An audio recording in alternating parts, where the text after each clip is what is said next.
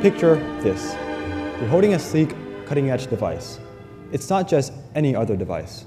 It's a marvel of technology, boasting 1 terabyte of storage, 8 gigabytes of RAM, and a blazing fast A17 Bionic chip.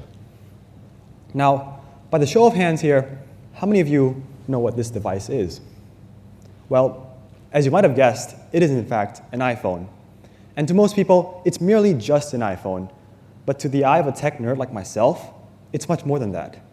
It's a gateway to endless possibilities and innovations. Now, I myself have been interested in anything tech-related ever since I was a very young child. Every single major tech release would put me in awe, confusing my friends, and this journey of mine has been a metamorphosis of sorts, unveiling potential changes and growth in my life. Now, in today's talk, I don't want to come out sounding like I know about everything in life, because this 17-year-old kid does not. But instead, I want to share with you my fulfilling journey into this tech realm and how that has helped shape me into a better, more well-rounded person, or at least I hope it did. But before we begin, let me define what exactly is a tech enthusiast. Tech enthusiasts, well, there might be some exaggeration to this. Tech enthusiasts live and breathe technology. That is, we see everything through the lens of tech. I'm that person who's always clung on to the news of the latest and greatest tech and ponders over the optimization of my devices. It's been a unique journey, to say the least, a journey that is filled with both blessings and challenges. And it's those two things in my endeavor, I believe, that has really helped shape me into who I am today. Now, in today's talk, I want to have a conversation with you and share with you the ups and downs throughout my journey in hopes that it would resonate or even be beneficial to some of you who are on a similar path as mine.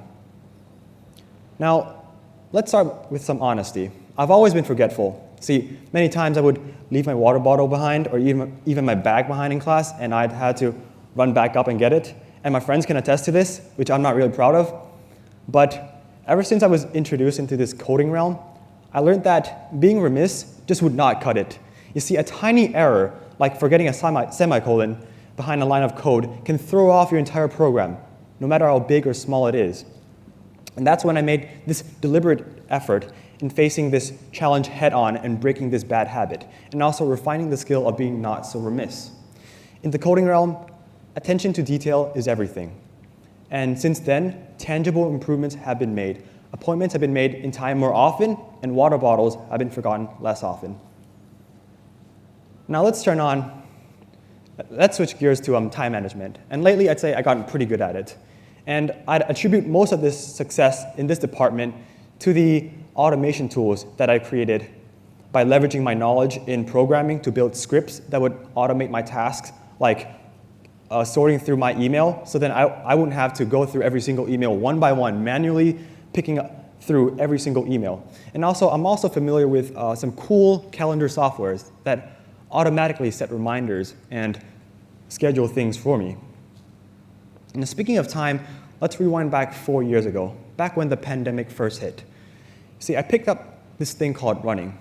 I've been a runner my entire life. However, during the pandemic, one of the only ways that I could really relieve my stress was through pounding the pavement. And so one day, my dad got me this watch, the Garmin Forerunner 245.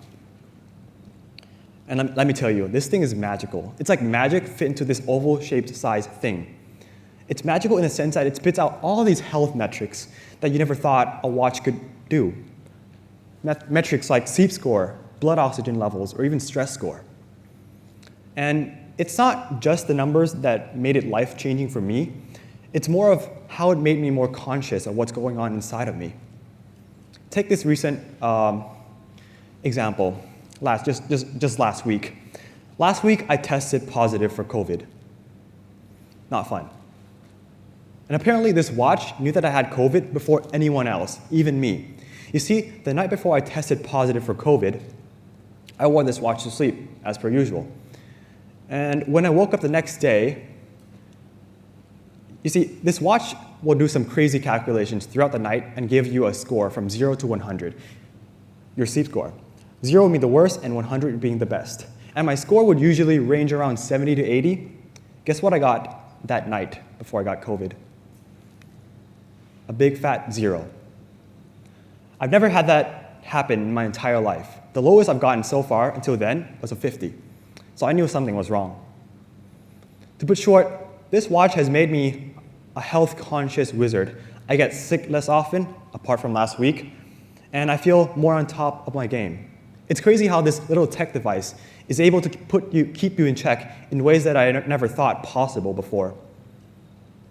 In terms of curiosity, my curiosity in this vast, limitless technological world has always been there. However, lately it's also spilled into other areas in life. I began questioning everything. with the question, why? Why does this happen? Why does this exist? And what has that gotten me into? Well, a little bit of trouble.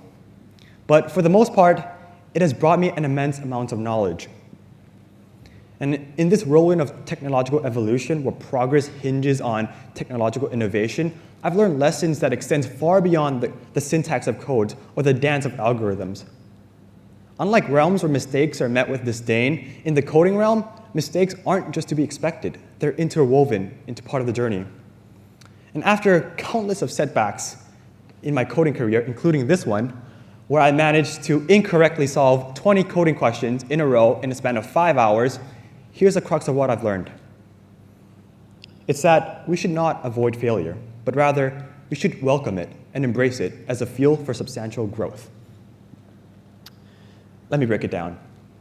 This tech world has etched into me a mindset that sees failure not as a barricade, but rather as a springboard to triumph. When your code hits a snag, you just don't throw a towel. You dissect the problem, you learn from it, you iterate, and you propel forward. And this way of thinking isn't just applicable to the coding conundrums. It's universal. It's applicable to almost every single areas in life. So standing here today, I want to share with you this key insight. Being a tech enthusiast is not about mastering all the programming languages out there. It's not about acquiring the latest and greatest tech. It's more about embracing failure. It's more about feeding that insatiable appetite for perpetual learning. And it's more about facing life's problems with a mindset of a seasoned problem solver. And in conclusion, I want to invite you to embrace your passions, whether that be in tech or not. And if you do it in the same vigor as how tech enthusiasts embrace innovation. Remember, tech is a tool, so use it wisely. Don't use it too much so that it consumes you, but also use it in a way that it will be beneficial to you and to those around you. Thank you.